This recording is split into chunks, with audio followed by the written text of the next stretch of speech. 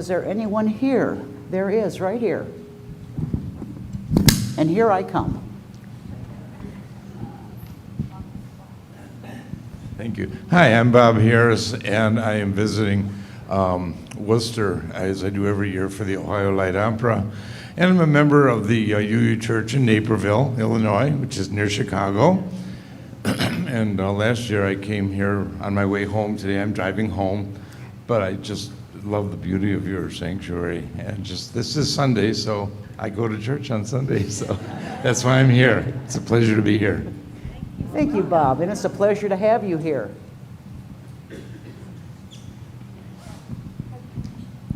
Thank you.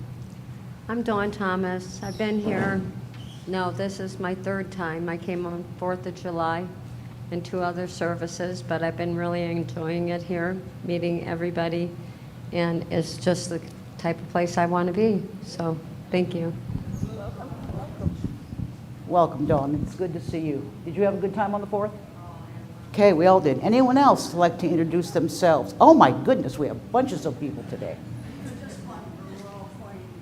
Oh, we're all pointing at him? Hi there. My name is David Whitmore. I grew up in Worcester, left about 45 years ago. But I'm back for a month's stay working on a personal art and journalism project and meeting people and talking to people and gathering stories. Some of you may have known my parents, Bill and Betty Whitmore. I know my mom attended this church for a while. Anyway, I'm glad to be here, and hello. Thank you and welcome, David. Anyone else? Okay. Let me express my thanks to all of you for introducing yourselves and to coming here for our service today. So don't forget, we have coffee afterwards so we can maybe chat with you more. Okay. Now I ask that you would open up your minds and silence your cell phones for our time together. Try.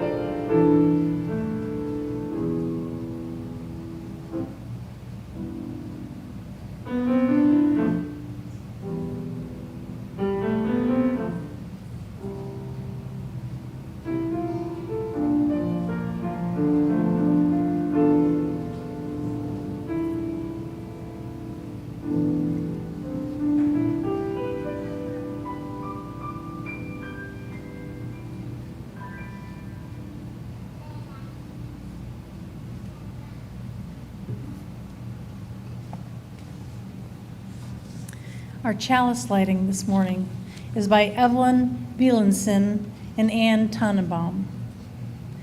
Lucy Stone wrote, "We, the people of the United States." Which we, the people? The women were not included. It is not coincidental that forward progress for women has accompanied and in the last 20 years has followed progress for blacks and minorities. Only when Americans have completed the task of eradicating all types of inequity in our society, then women, along with men, have attained the goals that our foremothers envisioned. Let us now rise in body or spirit as we sing our opening hymn, "We Would Be One." The music can be found in the gray hymnal, number 318.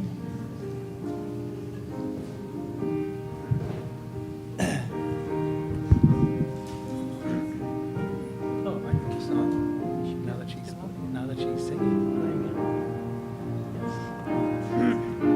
Yes.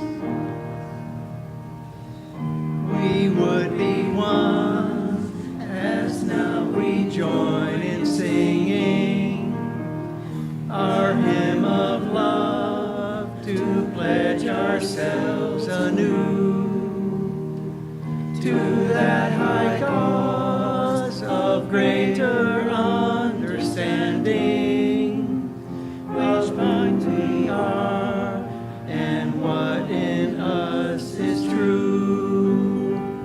We would be one in living for each other, to show to all a new community. We would be one in building for tomorrow a nobler world than we have known today. We would be one in searching for that meaning which cleanse our hearts and points us on our way. As one we pledge ourselves to greater service, with love and justice strive to make us free.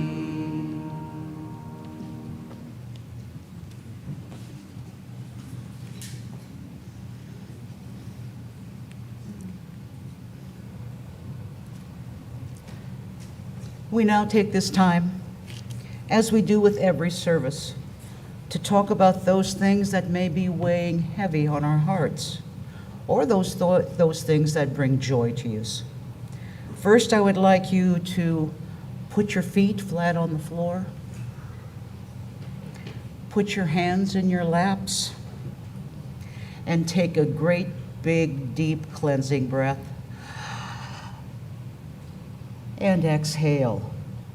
And as you breathe out, let all of those things that weigh on your shoulders be released into this space.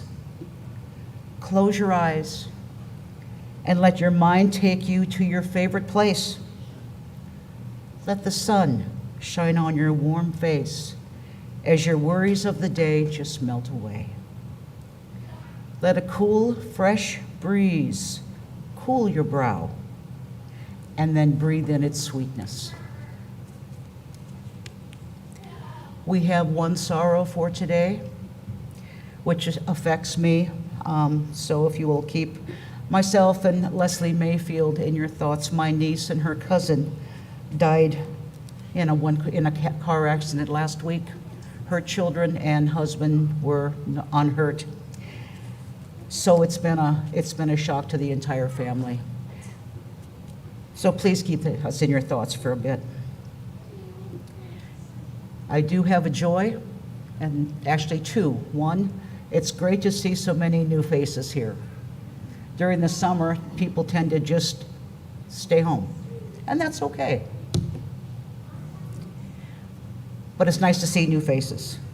My second joy is we had an absolutely marvelous time at our 4th of July picnic this year. Everyone pitched in, everyone helped. The fireworks were marvelous, and the kids had a good time, and Vicki and Mike Dutter learned how to play cornhole. And I think that's a wonderful thing. So now if you could go back with your hands in your laps, please, and just take in that one more big deep breath. Let it out. Let your shoulders come down and let us relax.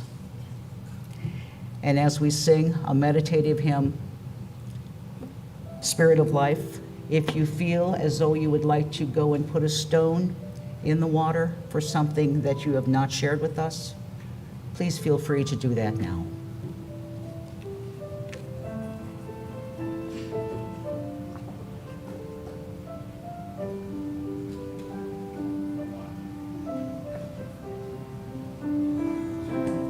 Spirit of life, come unto me, saving in my heart all the stirrings of compassion. Blow in the wind, rise in the sea, move in the hand, giving life the shape of justice. Roots hold me close, wings that set me free. Spirit of life, come to me, come to me.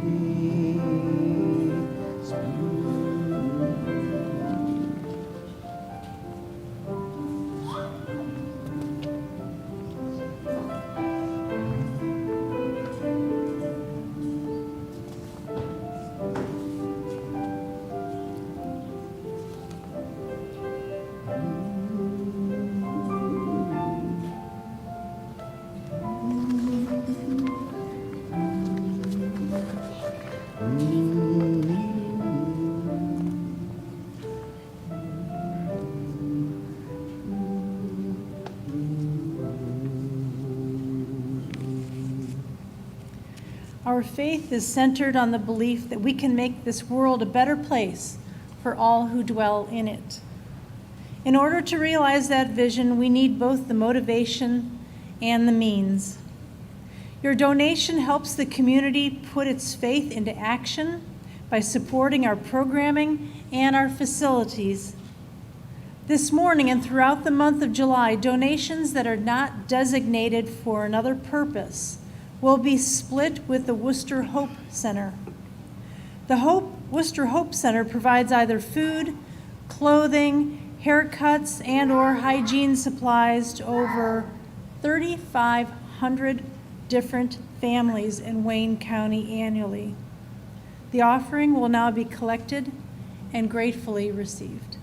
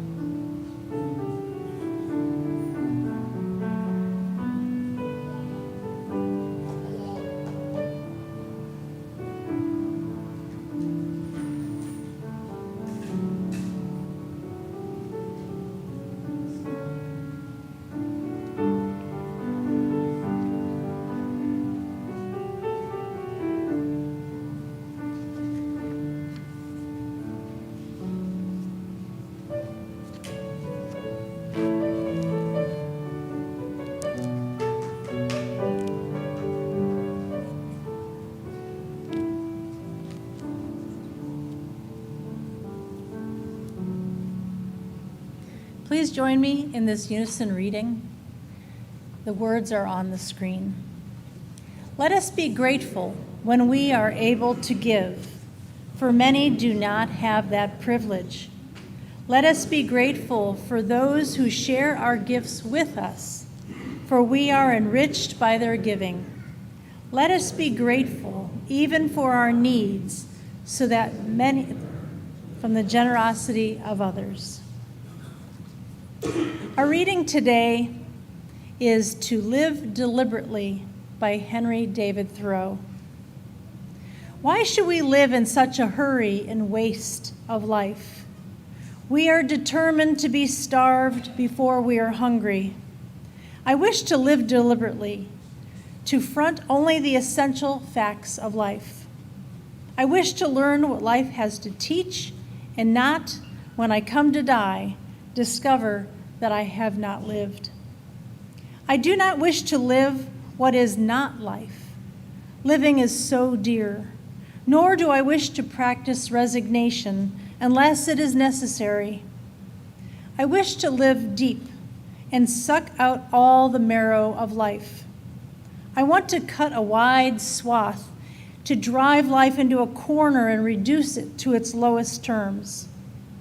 If it proves to be mean, then to get the whole and genuine meanness to the world. Or if it is sublime, to know it by experience and to be able to give a true account.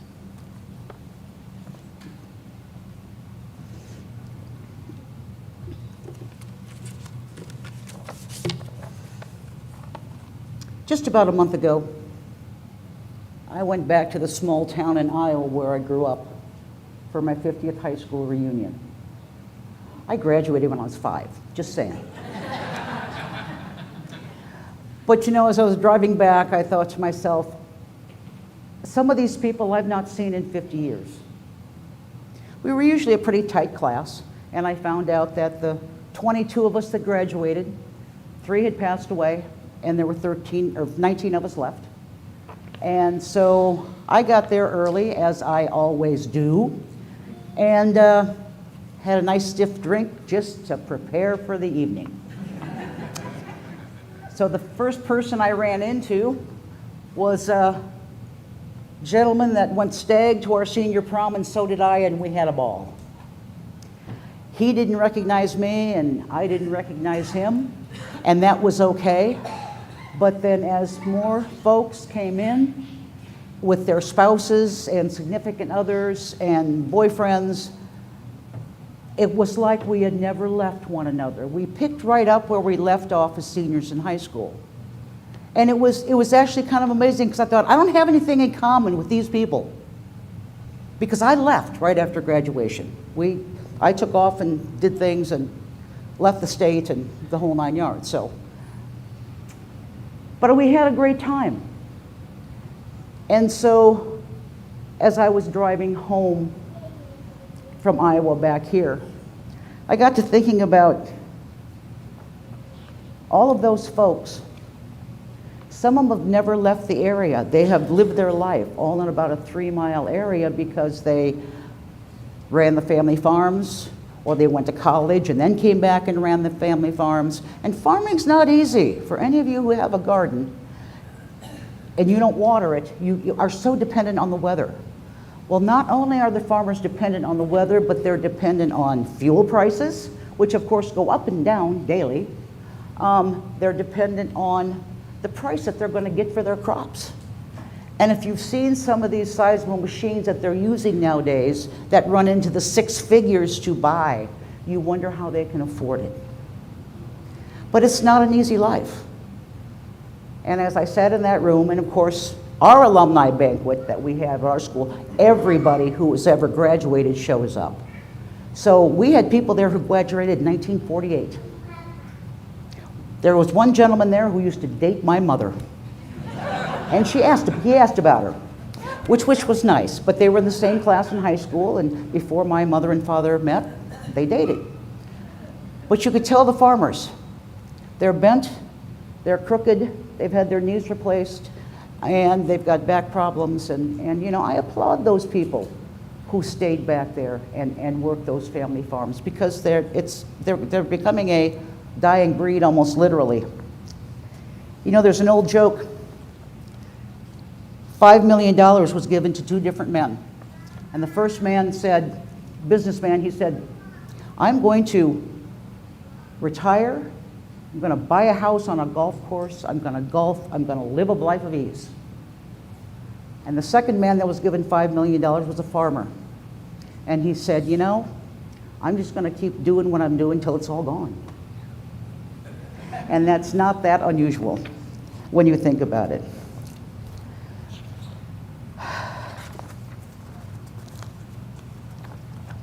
I've thought about the many roads I had traveled over those 50 years' times. And of course, we all hugged and promised to be there next year. And I took them at their word, and they made me promise to bring Bonnie. And if you look at her face right now, you can see she's very excited.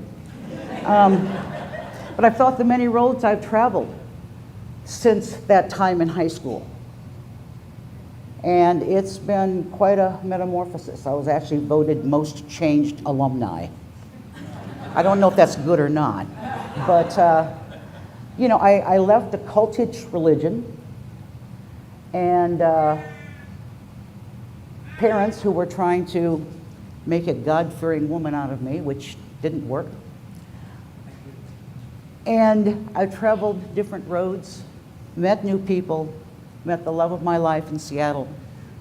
Yes, I have changed, absolutely. But I think it's going to change for the better.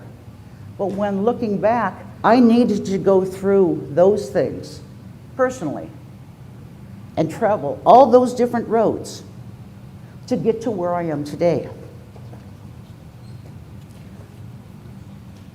I've always strived to be kind.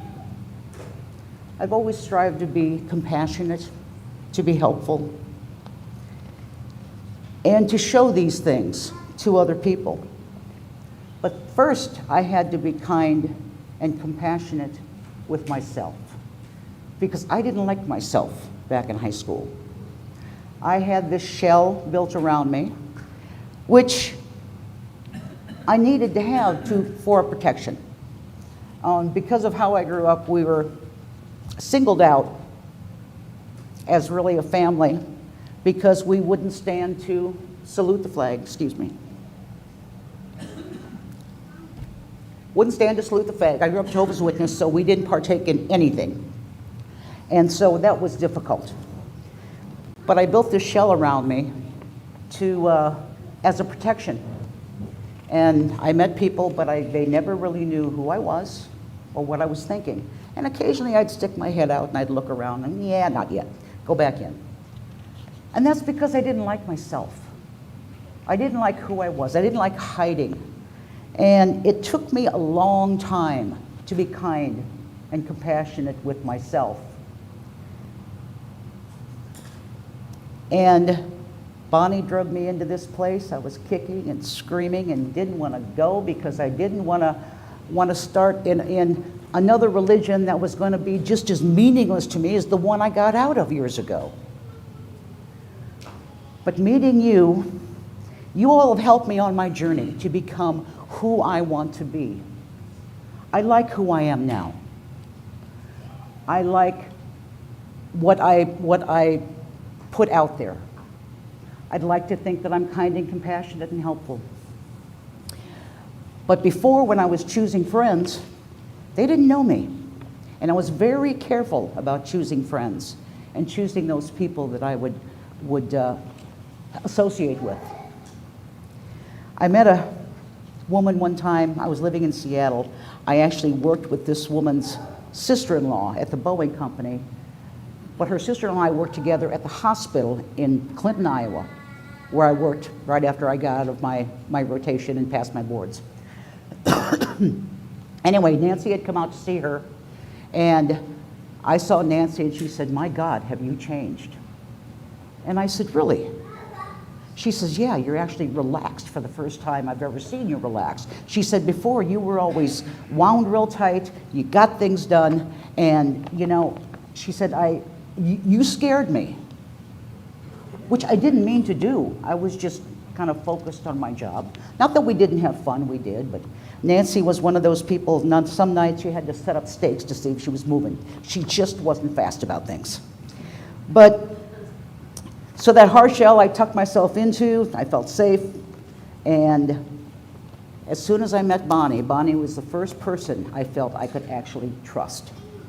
Completely trust, show her the real me, and not have her run off scared. She's still here. I was able to reveal myself for the first time. It took a lot of therapy for me to get there, to be able to trust anyone. Before I met Bonnie, when I would get stressed out, I was living in Seattle, I would take a drive up to the mountains. I had a specific spot where I would go just north of Lake Stevens, Washington.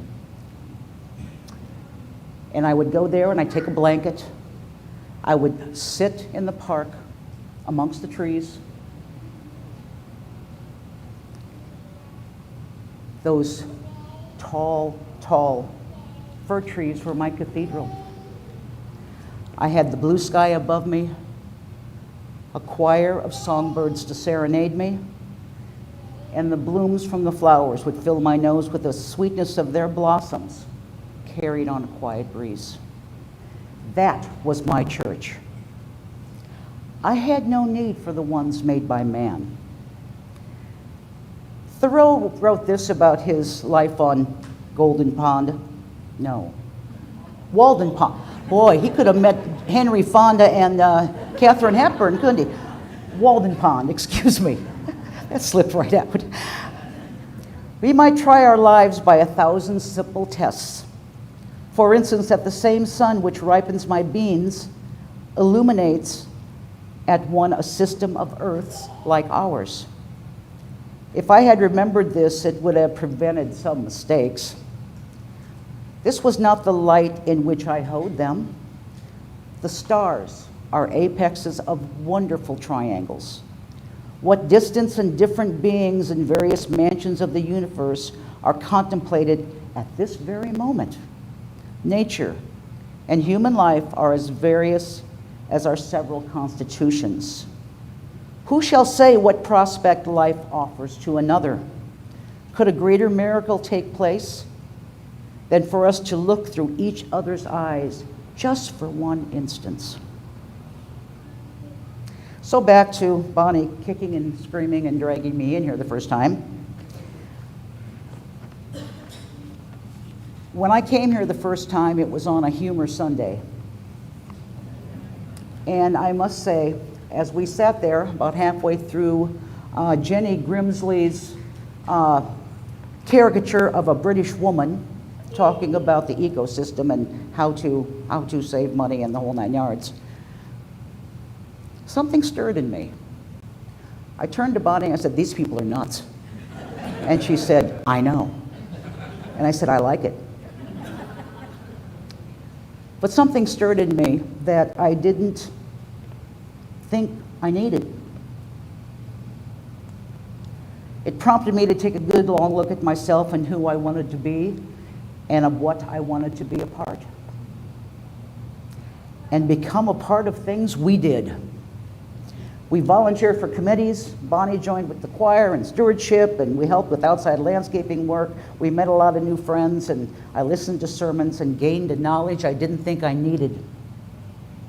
I found a community I desperately needed, and a desire to give back to that same community. Now, we're all here for different reasons. I have no doubt that you are all on your own spiritual quest, just as I am. Has becoming part of this community changed you? It has me. I truly believe that that shell I built around myself all those years ago has cracked away and is gone, and we've swept it up. Again, I think I built that shell because I didn't like me. And if I didn't like me, how could other people like me? I was afraid. That fear is now gone. When I started to show myself some love and kindness, then I could pass it to others, and I found the strength to fight injustices. I finally found the happiness that had so long ago eluded me. In the book, The Art of Happiness, written by Howard Cutler, he quotes the Dalai Lama and this was a Dalai Lama view on happiness. Now, we are made to seek happiness, and it is clear that feelings of love, compassion, affection, and closeness brings happiness. Sorry, it's like I forgot the word. I believe that every one of us has the basis to bring happiness. In fact, it's one of my fundamental beliefs that not only do we inherently possess the potential for compassion, but I believe that the basic or underlying nature of human beings is gentleness. When our physical nature seems to be more suited to feelings of love and compassion, we can see how calm, affectionate, wholesome state of mind has beneficial effects on our health and our well-being. And conversely, feelings of fear, frustration, anger, and agitation can actually be destructive to our health.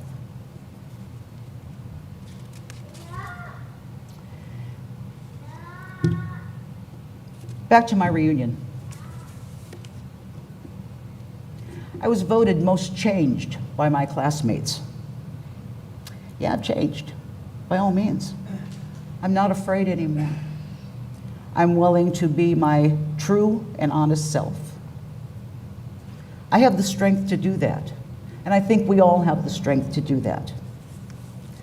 I left a cultish religion, and by leaving that religion, I also lost most of my family members.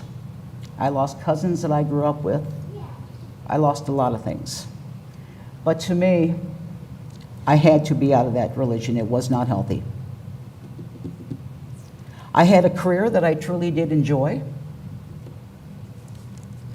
I met Bonnie. I've traveled to every state in the Union and played golf. Just have to get Alaska out of the way, and then I'll have all 50. I'm here with you. And the more that I stand here and talk to you, the more research I do, and the more my spirituality grows. And I practice what I call my ministry. My ministry is people. You're my people. And I love you all dearly. Blessed be. Let's sing a song, shall we? How about number 21, For All the Beauty of the Earth? And it's in the gray hymnal.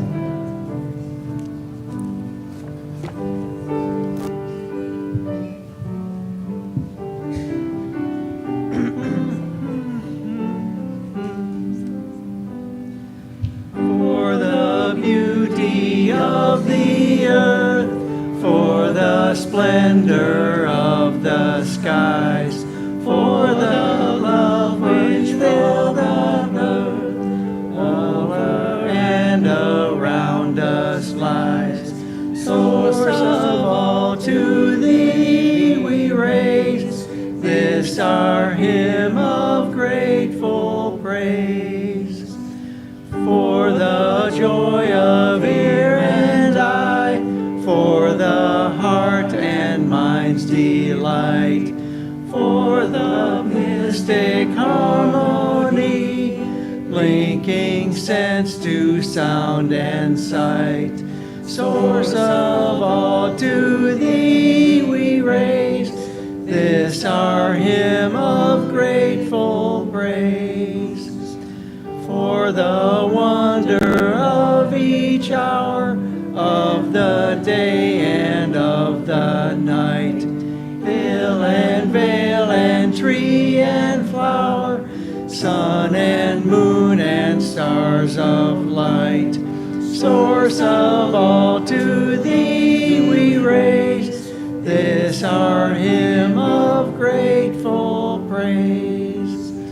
For the joy of human care, sister, brother, parent, child, for the kinship we all share, for the gentle thoughts and mild source of all, to thee we raise this our hymn of grateful praise.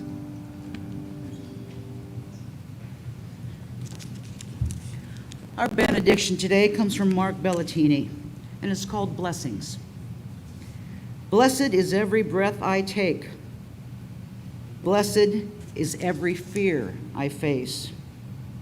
Blessed is every robin's nest. Blessed is every bough of spruce. Blessed is every shell on the beach. Blessed is the lap of waves. Blessed is the droop of the willow. Blessed is the sweep of the prairie, and blessed is the gable of my house. Blessed are my family and my friends. Blessed is my love, the depth of my strength, which is deeper than my present brokenness. Blessed is the honesty of my fear and my fierce love of life. Blessed is my love that forever remembers my future and trembles with my tremors. Blessed is the courage that I didn't know I had. Blessed is my desire that I may speak unfettered. Blessed is the song of life, one whose notes is me. Blessed is the beauty of it all. Blessed is my thanksgiving, and blessed is my dream of peace for all of those I love, beginning with myself. Amen.